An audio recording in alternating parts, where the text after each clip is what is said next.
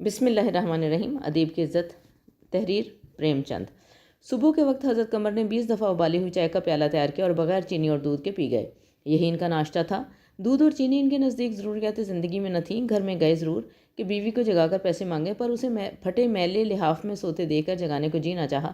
سوچا شاید مارے سردی کی رات بھر نیند نہ آئی ہوگی، اس وقت جا کر آنکھ لگی ہے، کچی نیند جگا دینا مناسب نہ تھا۔ چپکے سے لوٹ آئے۔ چائے پی کر انہوں نے قلم دوا سنبھالی اور وہ کتاب لکھنے میں محو ہو گئے جو ان کے خیال میں اس صدی کی بہترین تصنیف ہوگی، جس کے اشاعت ان کو کار گمنامی سے نکال کر شہرت اور ناموری کے آسمان پر پہنچا دیں گی۔ آدھ گھنٹہ کے بعد بیوی آنکھیں ملتے ہوئے آ کر بولی، چائے پی چکے ہیں؟ قمر نے خوش ہو کر جواب دیا، ہاں پی چکا، بہت اچھی بنی تھی، مگر دودھ اور چینی کہاں سے لائے؟ آج کل سادہ چائے اچھی معلوم ہوتی ہے، دودھ اور چینی ملانے سے چائے کا ذائقہ بگڑ جاتا ہے۔ ڈاکٹروں کی بھی یہی رائے ہے۔ یورپ میں تو دودھ کا بالکل رواج نہیں ہے، یہ تو ہمارے ہاں کے رئیسوں کی ایجاد ہے۔ نہ جانے آپ کو پھیکی چائے کیوں کر اچھی معلوم ہوتی ہے۔ مجھے جگا کیوں نہ لیا؟ پیسے رکھے تھے۔ قمر نے جواب نہ دیا اور پھر لکھنے لگے۔ جوانی ہی میں انہیں یہ بیماری لگ گئی تھی اور آج 20 سال سے وہ اسے پالے ہوئے تھے۔ اس بے نیازی کی شان سے جو ادیبوں کی امتیازی صفت ہے، انہوں نے کسب معاش کے کسی اور ذریعہ کی طرف توجہ نہ کی۔ اس بیماری میں جسم گھل گیا، صحت گھل گئی اور 40 سال کی عمر ہی میں بڑھاپے نے آ کر گھیر لیا، مگر یہ مرض لا علاج ہے۔ طلوع آفتاب سے آدھی رات تک یہ ادب کا پجاری دنیا و ما فیہا سے بے خبر فکر سخر میں غرق رہتا۔ اب انہیں یہ شبہ ہونے لگا تھا کہ میرے مضامین میں کوئی خوبی، کوئی معنی ہی نہیں، اور یہ انکشاف بدرجہ غایت ہمت شکن تھا۔ یہ عمر عزیز یوں تلف ہو گئی۔ یہ تسکین بھی نہیں کہ دنیا نے ناقدری کی ہو، مگر ان کا کارنامہ حیات حقیر نہیں، ضروریات زندگی گھٹتے گھٹتے زہد کی حدود کو بھی پار کر چکی تھی۔ اگر کوئی تسکین تھی تو محض یہ کہ ان کے رفیقہ حیات ترک و اثار میں ان سے بھی بڑھی ہوئی تھیں۔ سکینہ اس تباہ حالی میں بھی مطمئن تھی۔ قمر کو دنیا سے شکایت ہو، مگر سکینہ ہمیشہ اس کی دلجوئی کرتی رہتی تھی۔ اپنے نصیبوں کو رونا تو دور کی بات تھی، اس نے کبھی ماتھے پر بل بھی نہ آنے دیا۔ سکینہ نے چائے کا پیالہ سمیٹتے ہوئے کہا، تو جا کر گھنٹہ آدھ گھنٹہ کہیں گھوم پھر کیوں نہیں آتے؟ جب معلوم ہو گیا کہ جان دے کر کام کرنے سے بھی کوئی نتیجہ نہیں تو بیکار کیوں سر کھپاتے ہو؟ قمر نے بغیر کرم اٹھائے کہا، لکھنے میں کم از کم یہ تسلی تو ہوتی ہے کہ کچھ کر رہا ہوں، سیر کرنے میں تو مجھے ایسا معلوم ہوتا ہے کہ وقت ضائع ہو رہا ہے۔ یہ اتنے لکھے پڑھے آدمی ہر روز ہوا کھانے جاتے ہیں تو یہ کیا اپنا وقت ضائع کرتے ہیں؟ مگر ان میں زیادہ تر وہی لوگ ہوتے ہیں جن کو سیر کرنے سے مالی نقصان نہیں ہوتا۔ اکثر تو سرکاری ملازم ہوتے ہیں جن کو ماہوار تنخواہ مل جاتی ہے، یا ایسے لوگ ہوتے ہیں جن کی عوام میں عزت ہے۔ میں تو مل کا مزدور ہوں، تم نے کبھی مزدوروں کو بھی ہوا کھاتے دیکھا ہے؟ جنہیں کھانے کی کمی نہیں، ان کو ہوا کی ضرورت ہے۔ جنہیں روٹیوں کے لالے ہیں وہ ہوا کیا کھائیں گے؟ پھر تندرستی اور لمبی عمر کی بھی انہی کو ضرورت ہے۔ اس بار کو سر پر کچھ دن اور اٹھائے رکھنے کی خواہش مجھے کیا ضرور ہے؟ سکینہ نے مایوسی میں ڈوبی ہوئی باتیں سنی تو آنکھوں میں آنسو بھر آئے اور اندر چلی گئی۔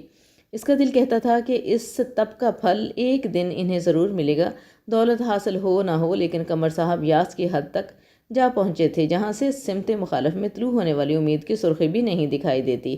ایک رئیس کے یہاں کوئی تقریب ہے، اس نے حضرت قمر کو بھی مدعو کیا ہے۔ آج ان کا دل خوشی کے گھوڑے پر بیٹھا ہوا ناچ رہا ہے۔ سارے دن وہ اسی تخیل میں محو رہے، راجہ صاحب کن الفاظ میں ان کا خیر مقدم کریں گے اور وہ کن الفاظ میں ان کا جواب دیں گے، کن مضامین پر گفتگو ہوگی اور کن کن اصحاب سے ان کا تعارف کرایا جائے گا۔ سارا دن وہ انہی خیالات کے لطف اٹھاتے رہے۔ اس موقع کے لیے انہوں نے ایک نظم بھی تیار کی جس میں انہوں نے زندگی کو ایک باغ سے تشبیہ دی تھی۔ سراب ہستی ان کے زور تباہ کے لیے زیادہ موزوں چیز تھی، مگر وہ آج رئیسوں کے جذبات کو ٹھیس نہ لگا سکتے تھے۔ دوپہر ہی سے انہوں نے تیاریاں شروع کی، حجامت بنائی، صابن سے نہائے، سر میں تیل ڈالا۔ دقت کپڑوں کی تھی۔ مدت گزری جب انہوں نے ایک اچکن بنوائی تھی، اس کی حالت بھی ان کی سی تھی جیسے ذرا سی سردی یا گرمی سے انہیں زکام یا سر درد ہو جاتا تھا۔ اسی طرح وہ اچکن بھی نازک مزاج تھی، اسے نکالا اور جھاڑ پونچھ کر رکھا۔ سکینہ نے کہا، تم نے ناحق وہاں جانا منظور کیا، لکھ دیتے میری طبیعت ٹھیک نہیں، ان پھٹے حالوں میں جانا تو اور بھی برا ہے۔ قمر نے فلاسفروں کی سی سنجیدگی سے کہا، جنہیں خدا نے دل اور سمجھ دی ہے وہ آدمیوں کا لباس نہیں دیکھتے، ان کے منہ دیکھتے ہیں۔ آخر کچھ تو بات تو ہے کہ راجہ صاحب نے مدعو کیا ہے۔ میں کوئی عہدیدار نہیں، زمیندار نہیں، جاگیردار نہیں، ٹھیکہ دار نہیں، معمولی ایک شاعر ہوں۔ شاعر کی قیمت اس کی نظمیں ہوتی ہیں۔ اس نقطۂ نگاہ سے مجھے کسی کے سامنے نادم ہونے کی ضرورت نہیں۔ سکینہ ان کی سادگی پر ترس کھا کر بولی، تم خیالات کی دنیا میں رہتے رہتے حقیقی دنیا سے بالکل بے گانہ ہو گئے ہو۔ میں کہتی ہوں راجہ صاحب کے یہاں لوگوں کی نگاہ سب سے زیادہ کپڑوں ہی پر پڑے گی۔ سادگی ضرور اچھی چیز ہے، لیکن اس کے معنی یہ تو نہیں کہ آدمی بے وقوف ہی بن جائے۔ کمر کو اس کی دلیل میں کچھ جان نظر آئی۔ اہل نظر کی طرح انہوں نے اپنی غلطیوں کے اعتراف میں پس و پیش نہ ہوتا تھا۔ بولے میرا خیال ہے چراغ جل جانے کے بعد جاؤں۔ میں تو کہتی ہوں جاؤ ہی کیوں؟ اب تم کو کیسے سمجھاؤں؟ ہر شخص کے دل میں اعزاز و احترام کی بھوک ہوتی ہے۔ تم پوچھو کہ یہ بھوک کیوں ہوتی ہے؟ اس لیے کہ یہ ہماری روح کے ارتقاء کی ایک منزل ہے۔ ہم میں سے عظیم و شان طاقت کا لطیف حصہ ہیں جو ساری دنیا میں حاضر و ناظر ہے۔ جسم میں کل کی خوبیاں ہونا لازمی امر ہے۔ اس لیے جاہ و رفت، علم و فضل کی جانب ہمارا فطری میلان ہے۔ میں اس حوث کو معیوب نہیں سمجھتا۔ ہاں، چونکہ دل ذوف ہے، اہل دنیا کی حرف گیریوں کا خیال قدم قدم پر دامنگیر ہو جاتا ہے۔ سکینہ نے گلا چھڑانے کے لیے کہا، اچھا بھائی جاؤ، میں تم سے بحث نہیں کرتی، لیکن کل کے لیے کوئی سبیل سوچتے جاؤ، کیونکہ میرے پاس صرف ایک آنا اور رہ گیا ہے۔ جن سے قرض مل سکتا تھا ان سے لے چکی، اور جس سے لیا اسے دینے کی نوبت نہیں آئی۔ مجھے تو اب اور کوئی صورت نظر نہیں آتی۔ قمر نے ایک لمحہ کے بعد کہا، 2-1 اخباروں سے روپیہ آنے والا ہے، شاید کل تک آ جائے، اور اگر فاقہ کشی ہی کرنی پڑے تو کیا فکر ہے؟ ہمارا فرض کام کرنا ہے، ہم کام کرتے ہیں اور دل و جان سے کرتے ہیں۔ اگر اس کے باوجود فاقہ کرنا پڑے تو میرا قصور نہیں، مر ہی تو جاؤں گا۔ ہمارے جیسے لاکھوں آدمی آئے دن مرتے رہتے ہیں، دنیا کو کوئی کام بند نہیں ہوتا۔ تم ہی کہو، میں جو کچھ کرتا ہوں اس سے زیادہ میرے امکان میں کیا ہے؟ ساری دنیا میٹھی نیند سوتی ہے اور میں قلم لیے بیٹھا رہتا ہوں۔ لوگ سیر و تفریح کرتے ہیں، کھیلتے کودتے ہیں، میرے لیے سب کچھ حرام ہے، یہاں تک کہ مہینوں سے ہنسنے کی نوبت نہیں آئی۔ عید کے دن بھی میں نے تعطیل نہیں منائی۔ بیمار ہوتا ہوں جب بھی لکھتا ہوں۔ سوچو تم بیمار تھیں اور میرے پاس حکیم کے پاس جانے کے لیے بھی وقت نہ تھا۔ اگر دنیا نہیں قدر کرتی نہ کرے، اس میں دنیا ہی کا نقصان ہے، میرا تو کوئی نقصان نہیں۔ چراغ کا کام جلنا ہے، اس کی روشنی پھیلتی ہے، یا اس سے سامنے کوئی دیوار ہے، اسے اس سے مطلب نہیں۔ میرا بھی ایسا کون دوست، شناسہ یا رشتہ دار ہے جس کا میں شرمندہ یا احسان نہیں؟ یہاں تک کہ اب گھر سے نکلتے بھی شرم آتی ہے۔ اطمینان صرف اتنا ہے کہ لوگ مجھے بدنیت تصور نہیں کرتے، خواہ وہ میری کچھ زیادہ امداد نہ کر سکیں، مگر انہیں مجھ سے ہمدردی ہے۔ میری خوشی کے لیے اسی قدر کافی ہے کہ آج مجھے ایک رئیس نے بلایا ہے۔ پھر مان ان پر نشہ سا چھا گیا، غرور سے بولے، نہیں اب رات کو نہ جاؤں گا۔ جسے راجہ لوگ مدعو کریں وہ ایسا ویسا آدمی نہیں ہو سکتا۔ راجہ صاحب معمولی رئیس نہیں ہیں، راجہ صاحب معمولی رئیس نہیں۔ اگر اب بھی کوئی مجھے معمولی آدمی سمجھے تو اس کی عقل کا فطور ہے۔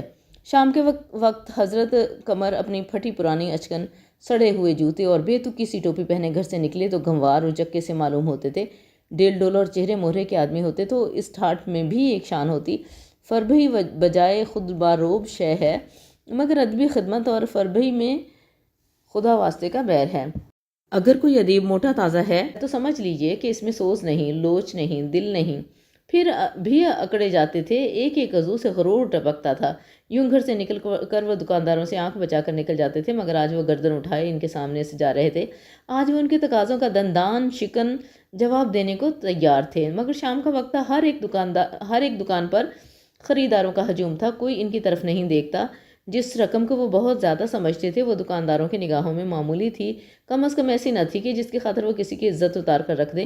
حضرت قمر نے ایک مرتبہ سارے بازار کا چکر لگایا پر جی نہ بھرا، تب دوسرا چکر لگایا، اس سے بھی کچھ نہ بنا، تب وہ خود حافظ صمد کی دکان پر جا کر کھڑے ہو گئے۔ حافظ صاحب بساتی کا کام کرتے تھے۔ قمر کو دیکھ کر بولے، واہ حضرت، ابھی تک چھاتے کے دام نہیں ملے؟ ایسے 150 گاہک مل جائیں تو دیوالا نکل جائے، اب تو دن بہت ہو گئے۔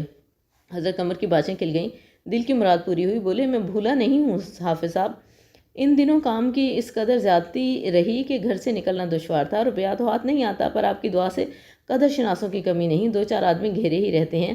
زندگی وبال ہے اس وقت بھی راجہ صاحب، اجی وہی جو نکڑ والے بنگلے میں رہتے ہیں ان ہی کے یہاں جا رہا ہوں، روز کوئی نہ کوئی ایسا ہی موقع آتا رہتا ہے۔ حافظ صاحب مرعوب ہو گئے، اچھا آپ راجہ صاحب کے یہاں تشریف لے جا رہے ہیں؟ ٹھیک ہے، آپ جیسے با کمالوں کی قدر رئیس ہی کر سکتے ہیں، اور کون کرے گا؟ اگر کوئی موقع ہاتھ آئے تو غریب کو بھول نہ جائیے گا۔ راجہ صاحب کی اگر ادھر نگاہ ہو جائے تو پھر کیا پوچھنا، ایک پورا بساط خانہ تو انہی کے لیے درکار ہے۔ 2.5-3 لاکھ سالانہ کی آمدنی ہے۔ قمر صاحب کو 2.5-3 لاکھ کی آمدنی حقیر سی معلوم ہوئی۔ زبانی جمع خرچ ہے تو 20 لاکھ کہنے میں کیا حرج ہے؟ بولے، ان کی آمدنی 10 لاکھ سے کم نہیں، ایک صاحب کا اندازہ تو 20 لاکھ کا ہے، مکان ہے، دکانیں ہیں، ٹھیکہ ہے، امانتی روپے ہیں، اور سب سے بڑی بات یہ ہے کہ سرکار بہادر کی نگاہ ہے۔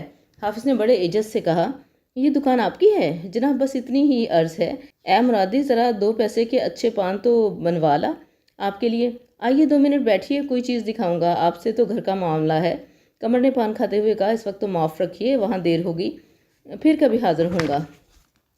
यहाँ से उठकर वो एक कपड़े वाले की दुकान पर रुके। उन्हें देखकर आंखें उठाईं। बेचारा इनके नाम को रो बैठा था। सोचता था शायद कहीं चले गए। समझा रुपए देने आए हैं। बोला, भाई आपने तो बहुत दिन से दर्शन ही नहीं दिए। कई बार रुका भेजा मगर आदमी को आपके मकान का पता न था। मुंशी जी ज़रा देखो तो आपके नाम क्या निकलता है। कमर की रूह तकाज़ों से कांपती थी, लेकिन आज इस तरह बेफिक्र खड़े थे जैसे कोई आहनी खौल पहन लिया हो जिस पर कोई हथियार कारगर नहीं होता। बोले, ज़रा राजा साहब के यहाँ हुआ हूँ तो बेफिक्र होकर बैठूँ, इस वक्त नहीं, जल्दी में हूँ। राजा साहब पर कई 100 रुपये निकलते थे, फिर भी इनका दामन ना छोड़ता था। एक के 3 वसूल करता। इसने कमर को भी इस जमात में रख लिया जिसका पेशा रईसों को लूटना है। बोला, पान तो खाते जाइए जनाब, राजा साहब एक दिन के हैं, हम तो 12 महीनों के हैं। कुछ कपड़ा दरकार हो तो ले जाइए। ईद आ रही है, मौका मिले तो राजा साहब के खजानची से कहना, पुराना हिसाब बहुत दिनों से पड़ा है, अब तो साफ़ हो जाए। अब हम ऐसा कौन सा नफ़ा ले लेते हैं कि 2-2 साल तक हिसाब ही ना हो। कमर बोले, इस वक्त पानवान रहने दो भाई, देर हो जाएगी। जब इन्हें मुझसे मिलने का इस कदर इश्तियाक है और मेरा इतना अदब करते हैं तो मेरा भी फ़र्ज़ है कि इन्हें तकलीफ़ ना होने दूँ। हम तो कदरदानी चाहते हैं, दौलत के भूखे नहीं। कोई हमें चाहे तो हम उसके ग़ुलाम हैं। किसी को रियासत का गुरूर है तो हमें भी अपने इल्म कमाल का गुरूर है। हज़रत कमर राजा साहब के बंगले के सामने पहुँचे तो दिए जल चुके थे। अमीरों और रईसों की मोटरें खड़ी थीं। दरवाजे पर वर्दी पोश दरबान खड़े थे। एक साहब मेहमानों का इस्तकबाल कर रहे थे। कमर को देखकर वह झिझके, फिर उन्हें सरता पाँव तक देखकर बोले, आपके पास कार्ड है? कमर साहब की जेब में कार्ड था, मगर इस मुतालबे पर उन्हें गुस्सा आ गया। उन्हीं से क्यों कार्ड मांगा गया? औरों से तो कोई पूछता नहीं। बोले, मेरे पास तो कोई कार्ड नहीं है। अगर आप दूसरों से कार्ड मांगते तो मैं भी दिखा देता, वरना मैं इसे अपनी तौहीन समझता हूँ। आप राजा साहब से कह दीजिएगा कमर आया था, लौट गया। वो बोले, नहीं नहीं जनाब, अंदर चलिए, आपसे तारुफ ना था। मुआफ़ फरमाइए, आप ही जैसे असहाब से तो महफिल की रौनक है। खुदा ने आपको वो कमाल अता फरमाया है कि सुबहान अल्लाह। इस शख्स ने कमर को कभी ना देखा था, मगर उसने जो कुछ कहा वो हर एक मुसन्नफ़, हर एक शायर के मुतालिक कहा जा सकता है, और हमें यकीन है कि कोई अदीब इस दास से मुस्तस्ना नहीं। कमर अंदर पहुंचे तो देखा कि 12 दरी के सामने वसी और आरास्ता अहाते में बिजली के लैंप रोशन है। वस्त में एक हौज़ है और हौज़ में संगे मरमर की एक परी है। परी के सर पर फवारा, फवारे की फवारें रंगीन लैंपों से रंगीन होकर ऐसी मालूम होती थी जैसे कौसे कज़ा पिघल कर रिस रहा हो। हौज़ के चारों तरफ मेज़ें लगी थीं। मेज़ों पर सफ़ेद पोश, इन पर खूबसूरत गुलदस्ते। कमर को देखते ही राजा साहब ने खैर मकदम किया, आइए आइए। अब के आपकी नज़म देखकर तो दिल खुश हो गया। मुझे मालूम न था इस शहर में आप जैसे रतन भी छुपे हुए हैं। फिर बैठे हुए हबाब से इनका तारफ़ कराने लगे। आपने हज़रत कमर का नाम तो सुना होगा, वो आप ही हैं। क्या शिरनी है, क्या जिद्दत है, क्या तख़य्युल है, क्या रवानी है, क्या नुदरत है कि वाह, मेरा दिल तो आपकी चीज़ें पढ़कर नाचने लगता है। एक साहब ने जो अंग्रेज़ी सूट में थे कमर को ऐसी निगाहों से देखा गोया वो चिड़िया घर का कोई जानवर हो, और बोले, आपने अंग्रेज़ी शायरी का भी मुतालिया किया, बायरन, शेले, टेनिसन वगैरह? कमर ने बेइतनाई से जवाब दिया, जी हाँ, थोड़ा बहुत देखा है। आप इन उस्तादान फ़न की किताबों में से किसी का तर्जमा कर दें तो आप अपनी ज़ुबान की बड़ी खिदमत करें। कमर अपने आप को बायरन शैले से जौ भर कम ना समझते थे। बोले, हमारे यहाँ रूहानियत का भी इतना फुकदान नहीं हुआ कि मगरबी शायरों से भीख मांगे। मेरा ख्याल है कम अज़ कम इस मज़मून में हम आप भी मगरब को बहुत कुछ सिखा सकते हैं। किसी पोश साहब ने कमर को पागल समझा।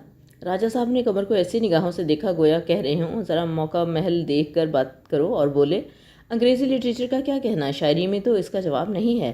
अंग्रेज़ी पोश हमारे शायरों को अभी तक इतना भी मालूम नहीं कि शायरी के क्या मायने हैं। वो अभी तक हिजर वसाल को शायरी का मुंतहाए मकसूद समझे बैठे हैं। कमर ने ईंट का जवाब पत्थर से दिया, मेरा ख्याल है आपने हिंदुस्तानी शोरा का कलाम अभी तक देखा ही नहीं, और अगर देखा है तो समझा नहीं। राजा साहब ने कमर का मुंह बंद करने का फ़ैसला कर लिया। बोले, आपके मज़ामीन अंग्रेज़ी अखबारात में छपते हैं और लोग उन्हें बड़े शौक़ से पढ़ते हैं। इसके मायने ये हैं कि अब आप ज़्यादा ना बहकिए। एक और साहब आए। राजा साहब ने तपाक से उनका भी इस्तकबाल किया। आइए डॉक्टर, मिजाज तो अच्छे हैं। राजा साहब ने कमर का तारफ़ कराया। आप हज़रत कमर शायर हैं? डॉक्टर साहब ने ख़ास अंदाज से कहा, अच्छा आप शायर हैं? और बग़ैर कुछ कहे सुने आगे बढ़ गए। ये तमाशा कई मरतबा हुआ और हर बार कमर को यही दाद मिली, अच्छा आप शायर हैं? ये अल्फाज हर मरतबा कमर के दिल पर नया सदमा पहुंचाते थे। इनका बातनी मफ़हूम कमर से छुपाना था। आम फ़हम अल्फाज में ये मतलब था, तुम अपने ख्याली पुलाव पकाते हो, पकाओ, यहाँ तुम्हारा क्या काम? तुम्हारा इतना हौसला कि इस महफ़िल में चले आओ। قمر اپنے اوپر جھنجھلا رہے تھے۔ دعوتی کارڈ پا کر وہ پھولے نہ سمائے تھے، لیکن یہاں آ کر ان کی جس قدر تذلیل ہوئی اس کو دیکھ کر اپنا اطمینان کا جھونپڑا جنت سے کم نہ تھا۔ انہوں نے اپنے آپ کو تان کی، تمہارے جیسے عزت کے ہوس مندوں کی یہی سزا ہے۔ اب تو آنکھیں کھلی کہ تم کتنی عزت کے مستحق ہو۔ تم خود اس غرض مند دنیا میں کسی کے کام نہیں آ سکتے۔ وکیل تمہارا احترام کیوں کریں؟ تم ان کے موکل نہیں ہو سکتے۔ ڈاکٹر اور حکیم تمہاری طرف کیوں دیکھیں؟ انہیں بغیر فیس کے گھر آنے کی ضرورت نہیں۔ تم لکھنے کے لیے بنے ہو، لکھتے جاؤ۔ اس دنیا میں تمہارا اور کوئی مصرف نہیں۔ یکا یک لوگوں میں ہلچل مچ گئی۔ آج کا جلسہ جن صاحب کے اعزاز میں تھا، وہ یورپ سے کوئی بڑی ڈگری لے کر آئے تھے۔ راجہ صاحب نے لپک کر ان سے ہاتھ ملایا اور قمر سے بولے، آپ اپنی نظم تو لائے ہوں گے؟ قمر نے جواب دیا، میں نے کوئی نظم تیار نہیں کی۔ سچ؟ اب تو آپ نے غضب ہی کر ڈالا۔ ارے بھلے آدمی، تو اب ہی بیٹھ کر کوئی چیز لکھ لو، 2-4 شعر ہی ہو جائیں۔ ایسے موقع پر نظم کا پڑھا جانا لازمی ہے۔ میں اس قدر جلد کوئی چیز نہیں لکھ سکتا۔ میں نے بیکار اتنے آدمیوں سے آپ کا تعارف کرایا، بالکل بیکار۔ ارے بھائی جان، کسی پرانے شاعر ہی کی کوئی چیز سنا دیجئے، یہاں کون جانتا ہے۔ جی نہیں، معاف فرمائیے، میں بھاٹ یا میراثی نہیں ہوں۔ یہ کہتے کہتے حضرت قمر وہاں سے چل دیے۔ گھر پہنچے تو ان کا چہرہ کھلا ہوا تھا۔ سکینہ نے خوش ہو کر پوچھا، اتنی جلدی کیوں کر چلے آئے؟ میری وہاں ضرورت نہ تھی۔ چہرہ کھلا ہوا ہے، خوب عزت افزائی ہوئی ہوگی۔ ایسی کہ خواب میں بھی امید نہ تھی۔ خوب خوش ہو رہے ہو؟ اس لیے کہ آج مجھے ہمیشہ کے لیے سبق مل گیا۔ میں چراغ ہوں اور جلنے کے لیے ہوں۔ میں یہ بات بھول گیا تھا، مگر خدا نے مجھے زیادہ بھٹکنے نہ دیا۔ میرا یہ جھونپڑا ہی میرے لیے جنت ہے۔ میں نے آج سمجھ لیا کہ ادب خدمت پوری عبادت ہے۔ آخری تحفہ۔